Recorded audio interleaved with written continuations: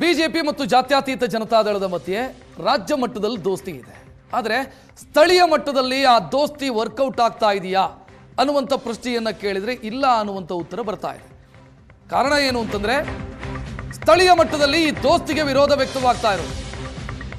ಮೊನ್ನೆ ದೇವೇಗೌಡರು ಒಂದು ಮಾತನ್ನ ಆಡಿದ್ರು ಸ್ಥಳೀಯ ಸಂಸ್ಥೆ ಎಲೆಕ್ಷನ್ ಸಂದರ್ಭದಲ್ಲಿ ಪ್ರತ್ಯೇಕ ಸ್ಪರ್ಧೆಯ ಬಗ್ಗೆ. ದೇವೇಗೌಡರ ಮಾತಿಗೆ ಈಗ ಮಂಡ್ಯ ಬಿಜೆಪಿ ನಾಯಕರು ಅಸಮಾಧಾನ ವ್ಯಕ್ತಪಡಿಸಿದ್ದಾರೆ. ಸ್ಥಳೀಯ ಸಂಸ್ಥೆಯಲ್ಲಿ ಮೈತ್ರಿ ಬೇಡ ಅಂತ ದೇವೇಗೌಡರು ಮೊನ್ನೆ ಸುದ್ದಿಗೋಷ್ಠಿಯಲ್ಲಿ ಮಾತನಾಡುವಾಗ ಹೇಳಿದರು. ಈ ಮಾತಿಗೆ ಈಗ ಬಿಜೆಪಿ ಕಾರ್ಯಕರ್ತರು ಅಪಸ್ವರ ಎತ್ತಿದ್ದಾರೆ. ಹಳೆ ಮೈಸೂರು ಭಾಗದಲ್ಲಿ ಬಿಜೆಪಿ ಬಲಗೊಳ್ಳೋದಕ್ಕೆ ಜೆಡಿಎಸ್ ಅಡ್ಡಿ ಆಗ್ತಾ ಇದೆ ಅಂತ ವಿಜಯೇಂದ್ರ ಅವರು ನಡೆಸಿದಂಥ ಸಭೆಯಲ್ಲಿ ಮಂಡ್ಯದ ಬಿಜೆಪಿ ನಾಯಕರು ಆಕ್ಷೇಪ ವ್ಯಕ್ತಪಡಿಸಿದ್ದಾರೆ. ಇನ್ನು ಮಂಡ್ಯ ನಾಯಕರಿಗೆ ಬುದ್ಧಿವಾದ ಹೇಳಿದ್ದಾರೆ ಮಾಜಿ ಮುಖ್ಯಮಂತ್ರಿ ಸದಾನಂದ ಗೌಡ. ಈ ವೇಳೆ ಮೈತ್ರಿಯ ಬಗ್ಗೆ ನಿರ್ಧಾರ ಮಾಡೋದು ಹೈಕಮಾಂಡ್, ನೀವು ನಿಮ್ಮ ಕೆಲಸ ಮಾಡಿ ಅಂತ ಸದಾನಂದ ಗೌಡರು ಸಲಹೆ ಕೊಟ್ಟಿದ್ದಾರೆ.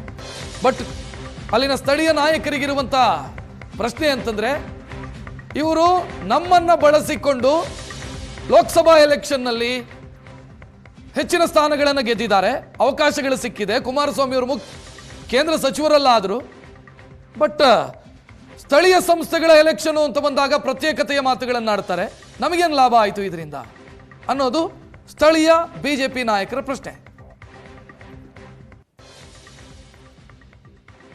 ಮಂಡ್ಯ ಲೋಕಸಭಾ ಕ್ಷೇತ್ರದಲ್ಲಿ ಸಂಸದ ಸ್ಥಾನವನ್ನ ಕೂಡ ನಾವು ಬಿಟ್ಟುಕೊಟ್ವಿ. ದೇವೇಗೌಡರು ನಮ್ಮನ್ನ ಬಳಸಿಕೊಂಡು ಕೈ ಬಿಟ್ಟಿದ್ದಾರೆ ಈಗ ಅಂತ ಬಿಜೆಪಿಯ ಸ್ಥಳೀಯ ನಾಯಕರು ಆರೋಪ ಮಾಡ್ತಾರೆ. ಜೆಡಿಎಸ್ ವಿರುದ್ಧ ಮಾಜಿ ಸಚಿವ ನಾರಾಯಣಗೌಡ ಆಕ್ರೋಶ ವ್ಯಕ್ತಪಡಿಸಿದ್ದಾರೆ. ಕುಮಾರಸ್ವಾಮಿ ಈಗ ಮಂತ್ರಿಯಾಗಿದ್ದಾರೆ. ದೇವೇಗೌಡರು ತಮಗೆ ಬೇಕಾಗಿದ್ದನ್ನ ಸಾಧಿಸಿ ನಂತರ ಮರ್ತಿದ್ದಾರೆ ಅಂತ ಮಾಜಿ ಸಚಿವ ನಾರಾಯಣಗೌಡ ಆಕ್ರೋಶ ವ್ಯಕ್ತಪಡಿಸಿದ್ದಾರೆ. ಸ್ಥಳೀಯ ಚುನಾವಣೆಯಲ್ಲಿ ಏನು ದೇವೇಗೌಡರು ಹೇಳಿಕೆಯನ್ನು ಕೊಟ್ಟಿದ್ದಾರೆ, ನಾವು ನಮಗೆ ಸಿಗಬೇಕಾಗಿರೋ ಹಕ್ಕನ್ನು ಆವಾಗ ಮಂಡ್ಯ ಜಿಲ್ಲೆಯಲ್ಲಿ ಬಿಟ್ಟುಕೊಟ್ಟು ಸಿಟ್ಟಿಂಗ್ MP ಇದ್ದರು, ಅವ್ರಿಗೂ ಮನವರಿಕೆಯನ್ನು ಮೇಲ್ಮಟ್ಟದಲ್ಲಿ ಮಾಡಿ ಅವರನ್ನು ಜೊತೆ ಕರ್ಕೊಂಡು ನಾವು ಇಡೀ ಜಿಲ್ಲೆಯಲ್ಲಿ ಚುನಾವಣೆಯನ್ನು ಮಾಡಿದೆವು. ಕುಮಾರಸ್ವಾಮಿಯವರು ಗೆದ್ದರು. ಒಂದು ದೊಡ್ಡ ಸ್ಥಾನದಲ್ಲಿ ಅವ್ರಿಗೆ ಮಂತ್ರಿ ಏನೋ ಸಿಕ್ತು.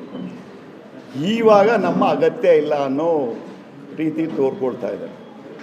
ಅದಕ್ಕೆ ನಾವು ಅಲ್ಲಿ BJPನ ಒಂದು ಮಟ್ಟದಲ್ಲಿ ಅಲ್ಲಿ ಹೆಚ್ಚಿನ ಡೀಟೇಲ್ ನೀಡೋದಕ್ಕೆ ನಮ್ಮ ಪ್ರತಿನಿಧಿ ರವಿ ಶಿವರಾಮ್ ನೇರ ಸಂಪರ್ಕದಲ್ಲಿ. ರವಿ, ಮಂಡ್ಯದಲ್ಲಿ ಕಾಣಿಸಿಕೊಂಡಿರುವಂಥ ಈ ವಿರೋಧ ಏನಿದೆ, ಮುಂಬರೋ ಜಟಾಪಟಿಯ ಮುನ್ಸೂಚನೆನಾ ಹೆಂಗೆ?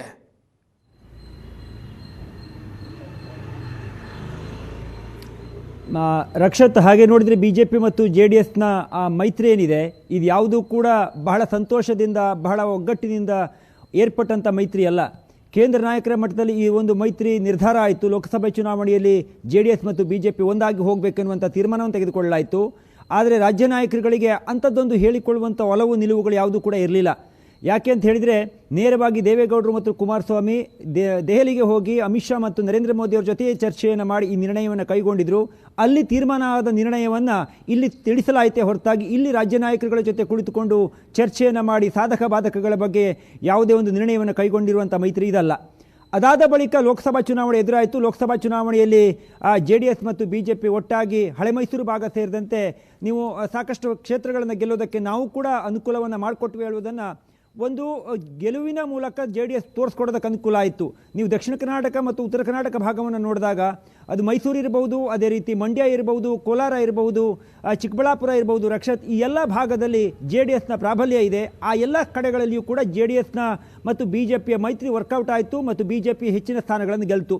ಎರಡನೇ ಹಂತದಲ್ಲಿ ನಡೆದಂಥ ಲೋಕಸಭಾ ಚುನಾವಣೆಯಲ್ಲಿ ಉತ್ತರ ಕರ್ನಾಟಕ ಭಾಗಗಳಲ್ಲಿ ಚಿಕ್ಕೋಡಿಯಲ್ಲಿ BJP ಸೋಲನ್ನು ಕಲಿತು, ಕೊಪ್ಪಳದಲ್ಲಿ ಇರಬಹುದು, ಅದೇ ರೀತಿ ಬಳ್ಳಾರಿಯಲ್ಲಿ ಇರಬಹುದು, ಕಲಬುರಗಿ ಇರಬಹುದು, ಎಲ್ಲ ಭಾಗದಲ್ಲಿ BJP ಎಲ್ಲಿ ಬಲಿಷ್ಠವಾಗಿದೆ, ಎಲ್ಲಿ ತನ್ನ ಸಂಘಟನೆಯ ಬೇರುಗಳನ್ನು ಗಟ್ಟಿ ಮಾಡಿಕೊಂಡಿದೆ ಅಂಥ ಸ್ಥಾನಗಳಲ್ಲಿ BJP ಸೋಲುವುದರ ಮೂಲಕ BJP ಮತ್ತು JDSನ ಮೈತ್ರಿ ಎಷ್ಟು ಅನಿವಾರ್ಯವಾಗಿತ್ತು ಹೇಳುವುದನ್ನು ಹೈಕಮಾಂಡ್ಗೆ ಮನವರಿಕೆ ಮಾಡಿಕೊಡುವಲ್ಲಿ JDSನ ಪಾತ್ರ ಬಹಳ ನಿರ್ಣಾಯಕವಾಗಿ ಇಲ್ಲಿ ಕೆಲಸವನ್ನು ಮಾಡಿತು. ಈ ಕಾರಣಕ್ಕಾಗಿ ಸ್ಥಳೀಯ ನಾಯಕರುಗಳಲ್ಲಿ ಅಥವಾ ಕಾರ್ಯಕರ್ತರುಗಳಲ್ಲಿ ಯಾವುದೇ ರೀತಿಯ ಭೇದ ಭಾವಗಳು ಇರಬಹುದು, ಆದರೆ ಅಂತಿಮವಾಗಿ ನಿರ್ಣಯವನ್ನು ಕೈಗೊಳ್ಳಬೇಕಾಗಿರುವುದು ಹೈಕಮಾಂಡ್. ನಿನ್ನೆಯ ಸಭೆಯಲ್ಲಿ ಕೂಡ ಇದೇ ರೀತಿಯ ಚರ್ಚೆಗಳಾಗಿದ್ದಾವೆ. ದೇವೇಗೌಡರು ಸ್ಥಳೀಯ ಸಂಸ್ಥೆ ಚುನಾವಣೆಗೆ ನಾವು ಒಂದಾಗಿ ಹೋಗೋದಿಲ್ಲ, ಪ್ರತ್ಯೇಕವಾಗಿ ಸ್ಪರ್ಧೆ ಮಾಡ್ತೀವಿ ಹೇಳುವಂಥ ಸ್ಟೇಟ್ಮೆಂಟನ್ನು ಮಾಡಿದರು. ಆದರೆ ನಿನ್ನೆ ಸಭೆಯಲ್ಲಿ ಅದು ವ್ಯಕ್ತವಾಯಿತು ಮತ್ತು ಸಭೆಯ ಬಳಿಕ ಮಾಜಿ ಸಚಿವ ನಾರಾಯಣಗೌಡರು ಕೂಡ ನೇರವಾಗಿ ದೇವೇಗೌಡರ ಮೇಲೆ, ಕುಮಾರಸ್ವಾಮಿ ಮೇಲೆ ಆರೋಪವನ್ನು ಮಾಡಿದರು, ಬೇಸರವನ್ನು ವ್ಯಕ್ತಪಡಿಸಿದರು. ಪ್ರಮುಖವಾಗಿ ರಕ್ಷತ್, ಈ ಸಭೆಗೂ ಪೂರ್ವದಲ್ಲಿಯೇ ನಿನ್ನೆ ಒಂದು ಖಾಸಗಿ ಹೋಟೆಲ್ನಲ್ಲಿ ಹಳೆ ಮೈಸೂರು ಭಾಗದ ಕೆಲವು ನಾಯಕರುಗಳು ಸಭೆಯನ್ನು ಸೇರಿದರು. ಆ ಸಭೆಯಲ್ಲಿ ಚರ್ಚೆ ಮಾಡಿದ ನಂತರ ಬಿಜೆಪಿ ಕಚೇರಿಯಲ್ಲಿ ವಿಜೇಂದ್ರ ಮತ್ತು ಕೋರ್ ಕಮಿಟಿ ಸದಸ್ಯರ ಮಧ್ಯೆ ನಡೆದಂಥ ಈ ಒಂದು ಸಭೆಯಲ್ಲಿ JDS ಮತ್ತು ಬಿಜೆಪಿ ಮೈತ್ರಿಯ ಬಗ್ಗೆ, ಹಳೆ ಮೈಸೂರು ಭಾಗದಲ್ಲಿ ಆಗಿರುವಂಥ ಬೆಳವಣಿಗೆಯ ಬಗ್ಗೆ ವಿಸ್ತೃತವಾಗಿ ಒಂದಿಷ್ಟು ಚರ್ಚೆಗಳಾದವು. ಅದರ ಜೊತೆಗೆ ಅಸಮಾಧಾನವೂ ಕೂಡ ವ್ಯಕ್ತವಾಯಿತು. ಆದರೆ ನಿರ್ಣಯವನ್ನು ಕೈಗೊಳ್ಳಬೇಕಾಗಿರೋದು ಹೈಕಮಾಂಡ್. ಹೀಗಾಗಿ ಇಲ್ಲಿಯ ಒಂದಿಷ್ಟು ಗೊಣಗಾಟ, ಇಲ್ಲಿಯ ಮರ್ಮರಿಂಗ್, ಇದೆಲ್ಲವೂ ಕೂಡ ಇಲ್ಲಿಗೆ ಮಾತ್ರ ಸೀಮಿತವಾಗಿರುತ್ತೆ ಅನ್ನೋದು ಬಹಳ ಸ್ಪಷ್ಟವಾಗಿ ಈ ಸಂದರ್ಭದಲ್ಲಿ ಹೇಳಬಹುದು. ಥ್ಯಾಂಕ್ ಯು ರವಿ ಮಾಹಿತಿಗೆ.